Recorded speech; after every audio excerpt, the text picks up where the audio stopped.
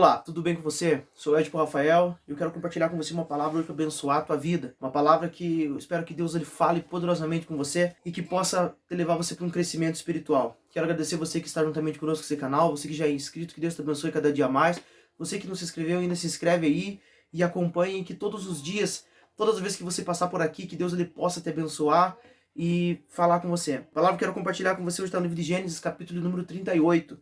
Eu não vou ler o capítulo porque vai ficar um pouco extenso o vídeo, mas depois você dá uma passada por lá e lê o capítulo todo, que vai contar a história de Judá. Judá é o patriarca da tribo de Judá. O capítulo começa contando que Judá ele saiu do meio dos seus irmãos e foi morar numa terra muito distante. Quando ele foi morar naquela terra distante, ele prosperou lá e ele casou-se com uma mulher e teve um filho. O primeiro filho era Er. Você vai encontrar a Bíblia dizendo assim que Er ele era um homem muito mau e Deus o matou. Deus tirou ele da terra por ele ser muito mau. Existia uma lei que quando morria alguém sem filhos, o irmão que vinha de sucessor dele, ele casaria-se com a viúva e o primeiro filho que ele tivesse levaria o nome do irmão morto. Então Judá vai lá depois que o seu filho morre e ele pega Onã, que era seu filho, o próximo filho, e casa-se com Tamar, que era esposa de Er. Só que todas as vezes que Onã se relacionava com Tamar, ele deixava com que o sêmen caísse por terra e não gerava uma descendência para o seu irmão. Judá ele tinha mais um filho chamado Selá, só que ele era muito novo quando os dois irmãos faleceram, então Judá ele falou para Tamar assim, olha, vai para tua casa, volta com os teus pais e depois que o meu filho crescer, eu lhe dou esse filho para você se casar com ele. Só que a Bíblia diz assim que Judá ele não deu o filho, porque ele achava que Tamar talvez carregava uma maldição, que os seus filhos morreram porque talvez a maldição estava sobre a vida de Tamar. Passado-se algum tempo, Judá fica viúvo também, e ele vai tosquiar ovelhas do seu rebanho em um lugar distante.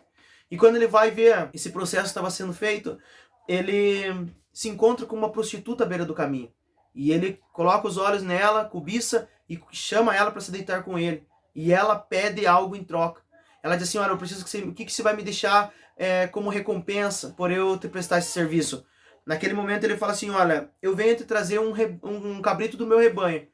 Porém, como penhor, eu te deixo meu cajado, meu selo e meu cordão, para que você segure ele até que eu possa te mandar o pagamento. E ela prontamente aceita, tem relação com ele, ele vai para casa, depois ele manda o seu amigo procurar a prostituta e trazer o cabrito do rebanho, mas não encontra ela no caminho. E todos os moradores daquela cidade garantem que ali nunca existiu uma prostituta, naquele caminho onde ele estava falando. O seu amigo volta, conta para Judá e diz assim, olha, não foi encontrado nenhuma prostituta, não tem ninguém lá. E Judá fala assim, bom, pelo menos a gente pagou, pelo menos a gente tentou ir atrás, então tá tudo certo. Passado-se algum tempo, chega-se a notícia a Judá que a sua nora Tamar, ela está grávida. E quando ele fica sabendo daquilo, ele acusa ela de ser uma pecadora, de ser uma infiel, que não esperou o seu filho para se casar, mas na verdade foi ele que não deu o seu filho mais novo para ela. E quando ela chega perto e ele pergunta quem é o pai dessa criança, de quem você está grávida, ela levanta o selo, o cordão e o cajado e mostra assim, o dono desses pertences é o pai do meu filho. Naquele momento Judá cai em si, porque a sua nora tinha se vestido de prostituta e se colocou à beira de uma estrada para recorrer ao seu direito de ter um filho e poder ter uma descendência. Quando Judá vê aquilo, ele diz assim, olha, ela é muito mais justa do que eu, porque eu não cumpri a minha palavra com ela. E ele, a Bíblia diz assim que ele se arrepende e ele nunca mais tem relações sexuais com ela. Passado-se algum tempo, no momento do nascimento do nenê, eram dois que estavam no seu ventre, eram gêmeos. E o primeiro coloca a mão para fora, a parteira, muito rápida, pega uma fita e amarra na mão dele para identificar quem era o primogênito, quem levaria o nome daquela família adiante. E no momento ele recolhe a mão novamente. E quando ele recolhe, o segundo sai.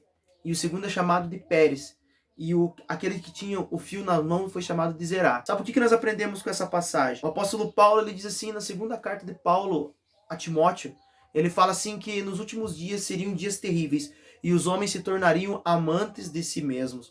Ou seja, os homens pensariam em si, eles iam querer os seus direitos somente, eles iam buscar pelas suas próprias vidas e não se importariam mais com ninguém. Quando Judá ele abandona o convívio dos seus irmãos, a gente identifica que talvez ele via problema em todo mundo, mas ele não conseguia ver talvez o problema na vida dele. Quando tem muitos relacionamentos que nós abandonamos, que nós dizemos assim, tá todo mundo errado, ninguém está pensando igual eu, será que o problema está realmente nas pessoas que estão à nossa volta? Ou será que o problema está sobre as nossas vidas? Será que o problema não está em nós? Quando nós olhamos o primeiro filho de Judá, a Bíblia mesmo diz que ele era um homem muito mau e o Senhor o matou. Talvez toda a maldade de Er, ela girava em torno dele mesmo. Talvez quando ele buscava, não pensava nas pessoas que estavam à sua volta, não pensava em ninguém e tinha atitudes maldosas para se beneficiar com alguma coisa. E o Senhor não se agradou daquilo. Depois nós encontramos o segundo filho de Judá, também tendo relações com a sua cunhada, que precisava gerar um filho para o seu irmão, que agora ele era casado com ela. Mas todas as vezes que ele se relacionava, o sêmen caía por terra. Será que talvez ele também não pensava em si e dizia assim, olha, eu não vou gerar um filho para o meu irmão porque o meu irmão nunca mereceu. Os filhos têm que ser para mim.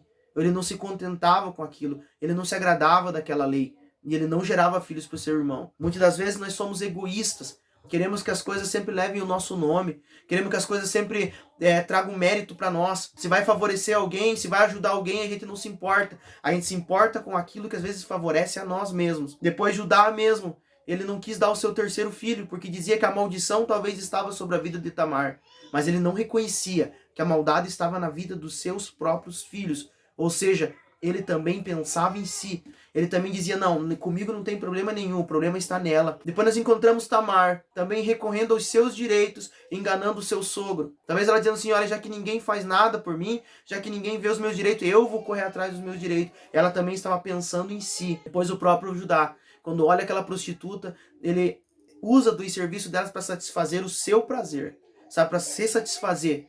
E quando ele faz aquilo ali também, ele estava pensando em si mesmo. E depois você encontra ele ainda acusando ela, sem saber que ele era o pai da criança que estava no ventre dela. Depois ele cai em si e reconhece que ele estava errado. Quando nós olhamos para essa história, nós vemos assim que é aquilo que o apóstolo Paulo diz, nos últimos dias os homens se tornarão amantes de si mesmo. Talvez essa história que aconteceu lá no livro de Gênesis, no começo, nós podemos identificar ela muito nos nossos dias. Quando nós temos atitudes egoístas de abandonar relacionamentos, quando nós temos atitudes egoístas de ser maldosos, porque simplesmente queremos o nosso bem próprio, ou às vezes nós temos atitudes egoístas quando as coisas não nos favorecem, ou quando nós temos atitudes egoístas quando nós tentamos buscar pelos nossos direitos, ou quando nós temos atitudes egoístas quando nós tentamos satisfazer o nosso prazer, nós estamos simplesmente pensando em nós mesmos. É por isso que o Senhor Jesus ele sempre disse assim, ama o Senhor teu Deus sobre todas as coisas e ama o teu próximo como a ti mesmo. Você não vai encontrar nenhum versículo Jesus dizendo, ou algum outro dos apóstolos, dos discípulos, dizendo assim, se ame. Sempre vai encontrar, ama o teu Deus sobre todas as coisas e ama o teu próximo como a ti mesmo. É isso que nós precisamos nesses dias. Parar de pensar um pouco em nós, parar de tentar correr somente por nós e começar a pensar pelas pessoas que estão à nossa volta. Todos tivessem essa mentalidade, nós não teríamos relacionamentos frustrados, nós não teríamos relacionamentos difíceis, nós não teríamos mais maldade sobre a terra se cada um pensasse no próximo, não pensasse somente no seu prazer próprio, não pensasse somente em se satisfazer, não pensasse somente talvez naquilo que é meu por direito, não, mas eu começar a pensar nas pessoas que estão à minha volta. É isso que o Senhor Jesus ele vem nos ensinar, a gente não se amar, mas amar o Senhor Deus sobre tudo e amar o nosso próximo como a nós mesmos. Colocar o próximo no nosso lugar muitas das vezes. É isso que nós precisamos para nós termos uma vida diferenciada, para nós termos uma terra diferenciada, para nós vivermos uma vida sadia e saudável. Que Deus abençoe a tua vida, que você fique com essa palavra. Se você está pelo YouTube, se inscreva no canal, deixa um like para esse vídeo alcançar mais pessoas ainda. Se você está pelo Instagram, curta aí também, compartilhe com as pessoas e pelo IGTV, que Deus possa abençoar outras pessoas também e reflita. Pare um pouco, leia esse texto, Gênesis 38, e veja toda essa história, veja tudo que aconteceu ali e reflita nisso que a gente conversou. Que Deus abençoe você, até a próxima ou até a eternidade. Tchau!